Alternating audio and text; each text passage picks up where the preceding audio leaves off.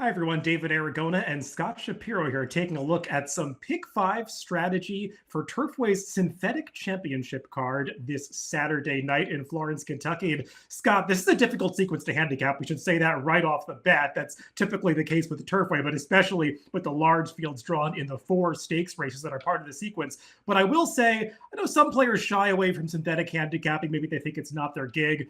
But between the Breeders' Cup and the end of the year, I don't think you're going to find too many more interesting sequences of stakes races than this one in Turfway on Saturday. Without question, you've got a maiden special that has a full field as well as we'll go Mhm. through the slates of these races. Barely can fit the names on there, and then really not many free squares, if you will. They Yep. don't seem too available. Not that they're often available in races at Turfway in general, but yeah, this is a serious sequence on a going to be a big pool. They got a lot of Turfway's been getting big pool sizes for these sequences, and I don't see why it's not going to pay quite a bit. So hopefully, we can either hit it ourselves or at least help some folks out. Yeah, Turfway's got some pretty player-friendly takeouts in their pick 5 as well as the pick 4. If you get knocked out in the first leg, you want to come back in the pick 4. So things to keep in mind if you're handicapping these races for Saturday night. Let's dive right in, Scott, because we've got a lot to handicap as we go through these races. We'll begin with the first leg of this sequence, race 6. This kicks off the stakes action. The My Charmer, this one going the 2-turn, 1-mile distance for the older fillies and mares. And Scott, I found this to be a tough race to handicap because there are questions surrounding everybody in this field. We don't have morning lines just yet. I think those will be released later today. We're recording this on Thursday morning. But I don't know about you, Scott. I would imagine that the number 2, Caitlin Her Greatness, is going to take a lot of money coming down from Canada for Kevin Attard. She's picking up Flavien Prat, who typically attracts a lot of support from the bettors. And she's got the proven synthetic form. It's just a matter of whether or not that Woodbine synth form is going to transfer down to Turfway. That is the question, and to me, that can go both ways. And when you're thinking short prices, I don't like to lean on that. Then you add to the fact that she's lost as the favorite in a couple of her recent races. I would likely think that this race is a little bit of an afterthought. Kevin Attard and his barn definitely focused up at Woodbine. So, while this race is tough to handicap, very little Turfway Park synthetic form. There should be a fast pace, and I think Caitlin Or Greatness could be a little vulnerable. Like you, I think she'll be the shortest price. Yeah, I was looking up some stats for a lot of these Woodbine trainers that are coming to Turfway for this stakes card. Kevin Attard just 0 for 2 at Turfway over the past 5 years, so doesn't come here that much. And I don't love Scott, as you said. I mean, she's lost at short prices, and also she's lost leads in the stretch of a few of her races this year. And I just wonder about her ability to finish. And there are other horses in this race that I think are coming into this race in pretty solid form. I know you have some interest in another horse that is coming down from Woodbine, the number 3, Literate. She has switched barns prior to this race, and kind of interesting coming in off a dirt prep for Brad Cox. Yeah, a little bit interesting here was in the Marty Drexler barn, shows up now in the Brad Cox barn, second start for Cox. This would fall under, this filly would fall, or mare now would fall under the same category as Caitlin Or Greatness if their prices were the same, but I just don't expect her to take quite the same amount of money. She has to prove her form over Turfway, which to me, I think we talked about this in a video in the past. The Woodbine form and the Turfway form don't always, all synthetic horses are not made the same. So leery on taking any short prices for horses coming in from Woodbine, but definitely with Irad coming in to ride this one, or not coming in specifically, but just in general, I think Literate makes a little bit of sense here, if any bit of a price. Yeah, I'm always a little skeptical of horses coming out of a very sharp barn like Marty Drexler, even when they're going into Brad Cox. But her last race did feel like it was kind of a prep race. Irad rode her that day, wasn't really even persevering with her over the dirt. So I imagine they were kind of just using that race to get a race under her belt before going to a surface that they know that she prefers. And she does seem like the best closer in this race if pace develops. You got a couple of speeds drawn towards the middle of the pack with the number 5, Nana Bush, and the number 6, Landed. I was a little more intrigued by Nana Bush, who I think is going to be a better price than Landed.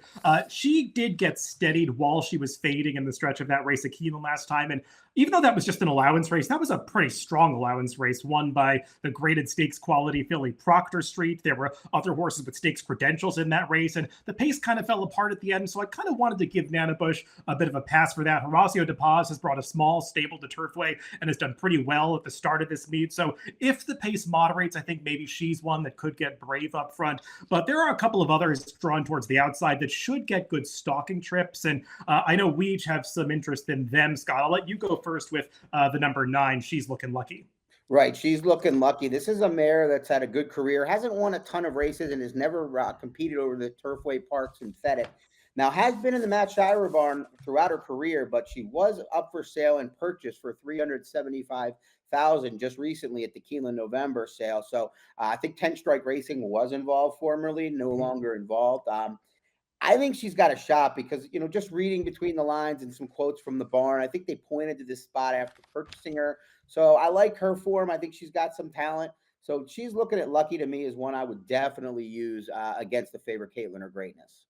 Yeah, I agree. I think she's a player in this race. When we get to our tickets at the end, you'll see that I've got her pretty prominently in the mix. But I'm also interested in the horse that's drawn right to her inside, ridden by Luan Machado's brother. That's the number 8. Next up, this is a horse that actually debuted at Turfway over the synthetic course, going all the way back to March of this year. And I know that was just a maiden claiming race, but she was pretty impressive that day. And she's since improved a lot in basically every start since then, running on dirt and turf. She showed a lot of surface versatility. So I don't think that getting back on the synth is going to bother her at all. And I think she held her own against a pretty solid field last time, albeit of straight 3-year-olds in the grade 2 Valley View, but that was a pretty competitive affair. And she drew the far outside post. She never saw the rail, making a 2 to 3 wide run around the turn. She feels like an improving 3-year-old that could take another step forward here. And I do think she's going to sit a pretty good trip in behind those speeds if they come back to the field. And she could get first run on a horse like the number 3 Literate. So I was interested in her. She could be maybe the better price of those that I was considering in this race. So I agree. There's a lot of contention here, Scott, but I think we were on the same page that this might be a leg where you could beat the potential favorite in Caitlin Her Greatness. That's the way I'm going to approach it. I'm going to include your horse, as we'll see at the end. Next up, this is kind of checks a couple of things that are key to me. 6 furlongs against lesser, but proven form over this surface, and a barn that points to this meet. Matthew Sims, high percentage trainer in general, but definitely a guy that looks to the Turfway Park condition books as a big part of his plan for the year. Let's move on to the next race in this sequence. Race 7, we're going to stick with the fillies and mares, but turn back in distance to go 6 furlongs. This is the Holiday Inaugural Stakes, and another large field signed on, actually oversubscribed. There's one also eligible in here. And Scott, I had a really tough time handicapping this race. This was the most difficult one to narrow down for me in the entire sequence because there are so many contenders. It's kind of hard to know exactly how this race is going to be run from a pace and trip standpoint, and I sometimes feel like you just go down a rabbit hole that doesn't really pay off when you try to analyze that stuff at Turfway, because sometimes it doesn't feel like it really matters. I ended up kind of thinking that the 2 Brendan Walsh trainees held the keys to this race. They both have more turf profiles, and I'm talking about the number 3 Pondering and the number 7 Chivetta. The former has actually run on the synthetic. She tried it at Woodbine last time and ran a career best race to win the grade 3 Best Arabian over a decent field that included Caitlin Her Greatness, we already talked about. And Chivetta, she has never run on the synth, but she's got turf ability. It seems like sprinting has really proven to be her gig over her last few starts. And I have some confidence that she can handle it based on pedigree and a workout that I watched over the Turfway Park course. So I kind of leaned a little bit on them, Scott, but I didn't have a whole lot of confidence in anybody in here. I thought it was probably the toughest race of the sequence as well. I do expect potentially Ellen J, who is the well-bred daughter of Constitution out of the champion mare Kafefi, to take more money than I think she should for a couple of reasons. She doesn't have form over this course, and she doesn't have speed. And when you look at this field, I don't know how far out of it I want to come. Like you mentioned, it's tough to get overconfident with the way pace projectors and whatnot may play out for races at Turfway. But one thing's for sure, at 6 furlongs, you want to have a little speed if very other few runners in the race do. So that's kind of how I'm going to lean in this race. I'm going to use horses that I think will get the jump on a horse like LNJ. I know Pondering was one that you said you like. That's a must use for me, even though I don't know if the Woodbine form translates perfectly. I just think she's going to be very prominent under a good rider. She's got tactical speed. And then I'm going to use a couple of prices. I assume She's a Funky Drummer, who did not run well last time, but didn't get out of the gate well. And I think she's got a lot more speed than it looks like. And then you've got the outside horse in here, Girl of My Dreams, who looks like she should be prominent. I don't really trust any of them as one single entity, but I definitely think one of them has a good chance. And maybe you can include the 8 Gata Brazil. The 9 Nicest Pie has a lot of form over this course, but she was awesome in the past. I don't think she's the same horse, so I would be a little leery on that form. Yeah, I mean, you go through this field and you can make positive cases for a lot of horses, and you have to make some tough decisions if you're going to play this pick five because your ticket can easily get pretty bloated when you're just going through this second leg. And yeah, I think you make an interesting point, Scott, especially about the number 12, Girl of My Dreams, because on paper, I mean, you see a large field, you think there's going to be pace, but as you start to go through this field, a lot of horses that once had speed feel like they've lost in the recent starts. L&J is one of those. It just seems like she can't get out of the gate recently and drawing the inside. I worry that she's going to get badly shuffled back early, and that could put Girl of My Dreams in a position to control up front. I didn't have her in the mix. She was sort of a horse that I had a tough time making a decision about, but I won't be surprised when she's able to cross over and get to the lead against this field. Chivetta did break very sharply last time, so I have a little bit of hope that she can get more forward like she did in the last race than she was able to in some prior starts. Pondering another that I think has some tactical speed. Another reason why I downgraded Nice as Pie is because she just feels like another one that's going to get badly outrun early. A horse that I put in the mix that I was kind of on the fence about that I think will be a fair price is the number 10 Minx Palace. I have often shied away from these horses that go from dirt to synthetic at Turfway, but they win occasionally. It's not just a turf to synth move that works at Turfway. Some of these dirt horses that compete well at Churchill, they can run over the Turfway Park all-weather course. And Minx Palace has plenty of pedigree to handle this. Palace Malice is a decent influence. She's got Scat Daddy on the bottom side. So there's supposed to be more surface versatility here than just the dirt profile that looks like she comes in with. If you go deeper in her pedigree, her dam was second in her only since start, handled all surfaces. So I think she could do it. And she has been in decent form lately. So Minx Palace is one that I have in there, and even a horse that I think is going to be a big price in here, the number 1 Miss Tart. She's got a few races in her past performances that would give her a chance here, and John Ennis is a trader that has awesome stats at Turfway. Really seems like his barn's horses improve their form when they get to this Turfway Park surface, so I would not discount her, and she's another one that went through that Keeneland November sale and sold for almost $400,000, so pretty interesting horse that's making her first start for New Connections, but there are a lot of horses you could potentially use in this race, Scott. It feels like maybe the most treacherous leg of this entire sequence. Exactly. And that's just the thing. I mean, I think it's a spread race. Maybe it will be for many, but you don't want to use short price runners that you only like a little bit because you're basically saying, I don't really know what's going to happen here. Why would you include a horse that's going to be a short price and do you very little good in separating? Good point on Ms. Tart. I think I need to reevaluate a little. 375,000 for these connections is serious money. And like you said, John Ennis definitely points to this meet. Let's move on to the next leg of the sequence. We're going to stretch back out to the mile distance and talk about some of the older males that are running in the Prairie Bayou Stakes. This one going as race 8. And, Scott, the post-position draw, I think, is going to have a significant impact on how this race is run because the horse that I would imagine will go favored here is the number 12, Encino, who's been a pretty popular horse in the Brad Cox stable really ever since he had so much success over this Turfway Park course during his 3-year-old season. He's had some ups and downs since then. They've tried dirt. They've tried turf with him. I think he's proven that he really just is best on synthetic surfaces. So he's got that going for him that he's getting back to Turfway Park here, but he was done no favors by the post draw. There is some real speed drawn inside of him here. So I'm a little worried that he could have a tough trip coming to him. And in a race that's this competitive, I do worry about that with a short price. Without question. I mean, Encino's a horse that I'll admittedly say he beats me sometimes, but I've faded him a number of times in a row. And you just can kind of see that sometimes he fires, sometimes he doesn't. Usually against competition that's lesser is when he does and when he has things kind of favorable. He's going to knock me out of this sequence, plain and simple. Encino will not be a friend of mine on Saturday. And the other horse that I would imagine will take money, the number 7, Quattro Centro. I mean, he's a tough call, Scott, because he's got maybe the best recent form of anybody in this field. And he was earning some huge speed figures on the turf through the summer and early fall of this year. Obviously coming off a mildly disappointing performance when his fellow pace rival, Wolfie's Dynagos, just put in one of the best performances of his career, late in his career, to win that River City. But Quattro Centro, he should appreciate cutting back to the mile distance here. The big question with him is switching over to the synthetic surface. I will say I went back to watch his Gulfstream only prior synthetic effort from very early in his career. It's a better effort than it looks on paper. He didn't get the most comfortable trip that day. So he proved to me that he handles it. I just worry with him about how fast this pace could potentially get with a speed like Theismann drawn inside of him.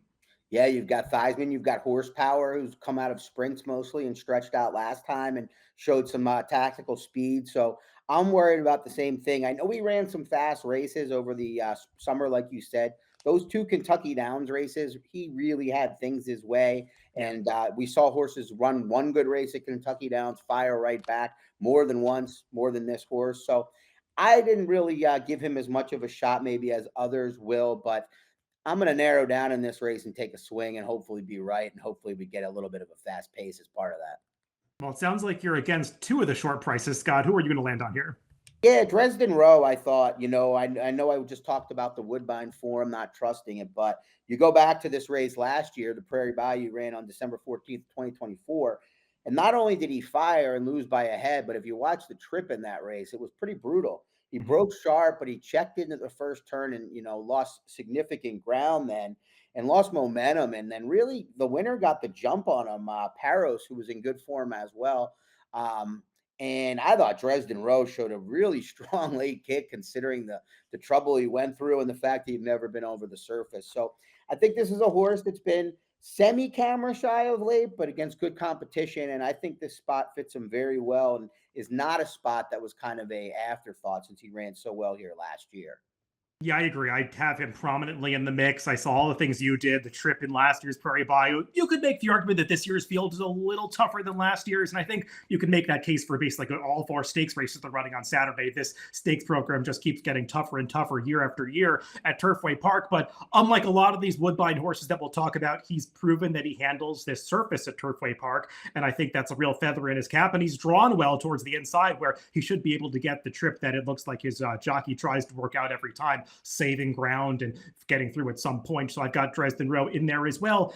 Scott, am I reaching a little bit too much with the number 9, Otago? Because I've got a little bit of a thing for this horse. I mean, he never gets much respect for the bettors, but he can pose, come up with some surprise results at times and win at prices. He ran well at a big price last time at Aqueduct and the Artie Schiller. He got steadied back in the early stages of that race, never was inside, had to make a run after Major Dude, who was a legitimate graded stakes quality horse. And I know he's been a little bit inconsistent recently. He's never tried synthetic before, but I will say, if you go all the way back to early in his career, he actually ran some decent dirt races that were right in line with his turf form at that point in time. And when I see surface versatility showed by a horse earlier in their career like that, where they can really go either way with regard to dirt or turf, it gives me some hope that synthetic is going to be just fine for them. And you should also note that this is a horse that has been training or doing most of his training consistently at Turfway Park for the past 2 years. So it's not like this surface is new to him. He's been over it in the mornings countless times. So the fact that they're finally running over it, I think, is a little bit interesting.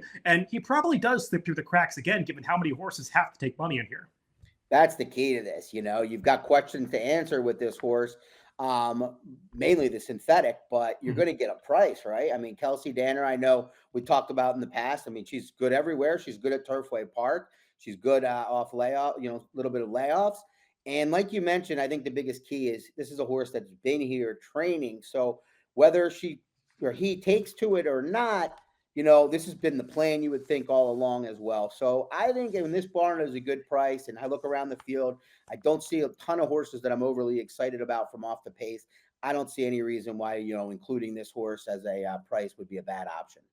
Yeah, that's kind of the thing that I was really keying on when I made my decision is there were not too many closers that I could really feel confident were going to make their runs in here. And he felt like one of them that would come with that reliable finish if the pace does develop. We'll see how that plays out. Let's move on to the next leg of this sequence, the final stakes in this pick 5. Race 9 is the Holiday Cheer. We're going to stick with the males and go 6 furlongs on the all-weather course. Another large, oversubscribed field signed on for this race, Scott. And you've got some real quality here. I know this is not a graded stakes race, but this feels like one that could get legitimately upgraded next season if it is up for consideration, because you've got some horses with graded stake credentials running in here, including the number 3, Howard Wallowitz, who feels like he is squarely the one to beat. He is a horse that just barely lost a grade 2 at Kentucky Downs due back, albeit with a little bit of a trip, so maybe a bit unlucky that day. He was the winner of this particular race last year, but he concluded his 2024 campaign, so you know that he handles the synthetic surface, and I'm willing to be a little forgiving of his last race when I tried to go a mile with him in the grade 1 turf mile at Keeneland. He's cutting back to a distance and surface that he handles. He does, and he should find another good trip. Last year's Holiday Cheer was a battle between 2 runners in here that'll likely take some money.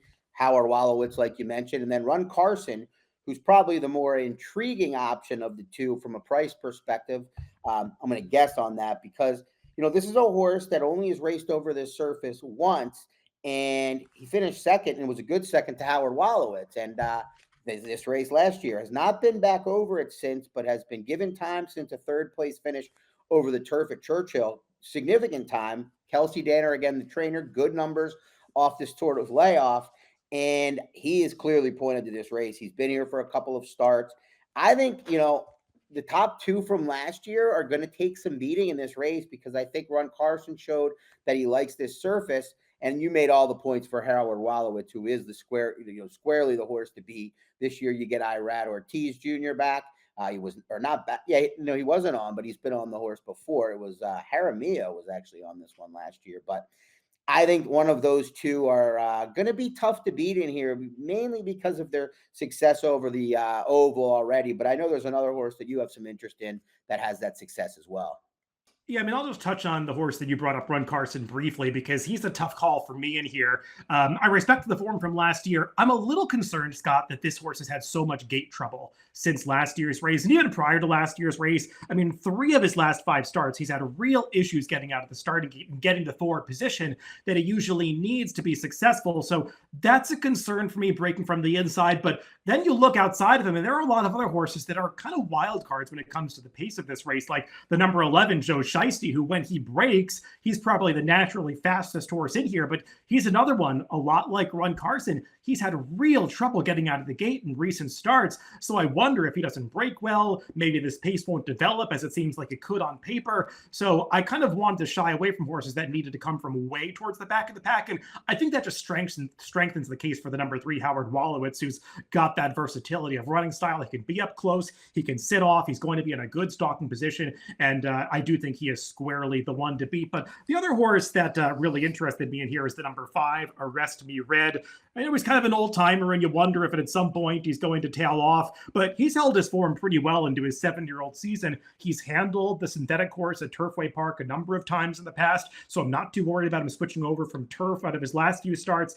And I just think he's had some real legitimate excuses, especially in his last 2 races. There was no pace developing in that turf sprint at Kentucky Downs to back, and he was really the only horse who made a significant run from far back in the pack to get into the superfecta that day. So I think he ran nearly as well, if not just as well, as Howard Wallowitz in that spot. And then last time in the Woodford at Keeneland, it was just a trip and circumstances that did not work out for him at all. First of all, he got loaded first into the gate. He broke through the starting gate prior to the start, had to be brought around, loaded back again. So that just throws a horse off right from the, before they even spring the latch. And then in the race, he was getting a good trip towards the inside, but Luan Machado was trying to squeeze through traffic in mid-stretch and could never really secure a clear position. He got cut off, had to alter course in the late stages. You could make a fair argument that he was going to win that race if he had gotten through. So I think he subtly is in a lot better form than it appears. He's getting back over a course that he handles, like I said. And it just feels like he's one that if he's able to break a little bit better and get the position that we've seen him attain in the past, he's not going to be too far out running this race. So he was very much the other horse for me. And I think he could be maybe a better price than he would have been if he had achieved the results that I think the trip should have allowed him, better trips would have allowed him to in the last couple of races. I think all those points are fair. And like you said, this is we both have talked about clearly a horse that likes this surface. The 6 furlongs shouldn't be too much to ask for him. I worry about some of the other ones in this field, maybe wanting 5.5. So I get it. I might have the opposite of a soft spot for this horse, whatever that blind spot for this horse. I think he's beaten me many times in my career, including in a turf sprint on Derby Day way back a number of years ago. Scott, I want to ask you about one more horse, and it was kind of the last horse that I eliminated when I was trying to pare down my tickets for this race, and that's the number 7, Roll On Big Joe, because he's in a great form coming into this race, exiting a 103 Beyer victory in a dirt stakes race going this distance at Churchill Downs. And I mean, he had gotten to really good form earlier this year at Santa Anita. He's basically held it since then. He's very dangerous when he's able to get forward position. And if you go back early in his career, he does own a synthetic victory down at Gulfstream. I'm not quite sure what to do with him, but he is one that scares me in here. Yeah, maybe, I was kind of wondering why he was here. Bob Hess Jr., he's got all the Southern California races on the dirt out there to focus on where his home is. But perhaps it was that win over the all weather and then the, time to give this a shot that made him that attracted him to this spot because, like you said, he's in great form. I'm just leery on playing anybody at too short of a price. He's not going to be that. That's the key. But if he was bet down, to a significant, a shorter price, 5-1 or less off the dirt form, I'd be leery. But if he gets overlooked, he has obvious talent. And like you said, he does have that one start over a different all-weather course. It was down in Florida, right? The Gulfstream Park, though. So I think that course tends to correlate with Turfway a little more than some of the others. Yeah, I wonder how this race is going to get that because I could see Howard Wallowitz being a very short price in here. He feels like just a really solid, reliable option, and that could potentially inflate the prices on some other contenders. A horse like Roland Big Joe, and he's one that, if I want to spend a little more on the sequence, I could throw him onto my ticket. I'll talk about that when we get to our recaps at the end. Let's move on to the last leg of the sequence. This is that maiden race, that very difficult maiden race that Scott was teeing up earlier that closes out this sequence. A maiden special weight going 1 mile and a 16th for the 2-year-old. And you can make cases for a lot of horses in here, Scott. I tried to pare this one down and just focus on horses that I thought had shown real ability that might be going places later in this Turfway Park meet as opposed to reaching for bigger prices in here. So the two that I thought were kind of the most solid options were the number 5, Empire West, and the number 7, McGinnis on Tap. These are both horses that are switching over from turf to synthetic. And, you could make arguments about whether or not they've really got pedigrees to do so. The number 7, McGinnis on Tap, is by a good synth sire in Omaha Beach. But with Empire West, I just really liked the visual of the debut effort. He was a little bit keen early. He had to be really taken hold of as the pace slowed down in that clubhouse turn. But I thought he ultimately settled pretty well. And he was just never really clear as he was trying to rally through traffic in the stretch. But once he found daylight and basically the final 16th of a mile, he really picked up his stride to run into second. And what most impressed me was the gallop out. If you keep watching the video past the wire, he ran out past the entire field and opened up a good 15 lengths on everybody else by the time they ran another quarter mile past the wire. So it felt like maybe he had more to give that day. And the thing I don't like is that he's going to take money, and Brad Cox actually doesn't have great numbers going from turf to synth, but he feels like a horse that might have some ability. So he's one that I was going to lean on a little bit in this last leg. Empire West makes a lot of sense. I saw the strong finish and the gallop out. He wore blinkers. He went 2 turns for the first time. We've seen good Cox horses do that. If you look real close, it's second-time starters that are 2-year-olds shipping to Turfway Park. He's 0 for 5, but 3 or 4 of them have hit the board. I wouldn't worry about any of those stats with this horse. I just think he's, in the right spot. They could have taken him down the fairgrounds or Gulfstream, but, Brad taking a horse to Turfway is not a knock. And McGinnis on Tap, who I think is the other one you like in here. Yep. Took money at all three spots. So you could say maybe a concern that he didn't get the job done. But Brendan Walsh, another barn that I'm not going to hold it against his horses if they may be, some of the barns, they might seem like this is a second tier if they get sent to Turfway compared to some of the other places south. I wouldn't look at either of these barns like that. So I think they both make some sense. To me, I was thinking maybe Thailand would get over bet as well. Yeah. Didn't really want to use both Thailand and Empire West. And I really was underwhelmed by Thailand's last effort stretching out. Doesn't really feel like the pattern Wesley Ward uses with his best horses. They spent $900K. So I was hoping maybe that one would go off favorite or at least co-favorite with Empire West. I was going to try to beat that one. I'm going to use Empire West, though, and some others, maybe a couple more than you. Yeah, I think we pretty much agree on using Thailand as the separator horse here by leaving him off our tickets because I agree. I was not thrilled with that last race. He really did get to back down that pace quite a bit. He should have shown enough of a kick to hold off the closers in there, and he just couldn't really put them away and got swallowed up at the end. I worry about the distance for him. He doesn't strike me as a horse that really wants to go this far. So we'll see. I don't see a ton of speed in this race, but you never really know. Some of these lightly raced horses might show more speed in their second or third start. So I won't be surprised if he has a little more company up front than it looks like he will on paper. And yeah, just to touch upon the other horse that I mentioned that I like, McGinnis on Tap. He's kind of one of these bigger, long-striding, raw-looking horses that doesn't have a whole lot of turn of foot to him. And sometimes that kind of style doesn't really work on the turf. They can't respond to challenges. But what I find is horses like that, they just seem to get into a really good rhythm over the synthetic. And if they want the distance, they can just sort of outstay their competition. And he feels like one of those horses to me. He has been training on the synthetic at Turfway. I've watched a couple of the recent workouts. I really like the way he's moving over it. So I have some confidence that he's going to be just fine switching over. And I think he's coming out of a race where he faced a really good horse, the winner of that race, a Cherie DeVoe train. He looks like a horse that has stakes potential down the line. So he might be getting a little bit of class relief here. So it's mostly 5 and 7 for me. But I know, Scott, there's one other at a bigger price that you like. I like Helpful Howie a little, not because he's done anything to make me really, suggest he's going to run here, but I think he's going to be a huge price. And I just thought his trip last time out was enough to be able to kind of forgive the effort. He was never really comfy along, kind of in that second tier, stalking between rivals. Not the type of trip you want with any sort of horse, in my opinion, let alone a price going 2 turns for the first time. So he's not necessarily bred the one to go 2 turns, but I trust this barn, and I like the chance for this one to move up at a big price. So I thought he was worth including. I didn't want to use all logicals in here, even though I thought your 2 made a lot of sense. I just think they might be a tiny bit vulnerable, and this might be a little bit of a chaos ending race. Yeah, Helpful Howie. He's got some pedigree to do this. I mean, he's the half brother to the horse that I think you like earlier, and she's looking lucky. And that filly does have some siblings that did really well on the synthetic, a 7-time synth winner, a 3-time synth winner. I guess the reason I downgraded him, Scott, is because I just don't like that race that Thailand is exiting, that race won by Zeppelin. Basically, the whole field was condensed at the end, and I just think races like that maybe aren't that strong. But Helpful Howie, he did have a bit of a trip, I agree, and he will be one that is a bigger price than Thailand and didn't run that much worse than that Wesley Ward-trained rival.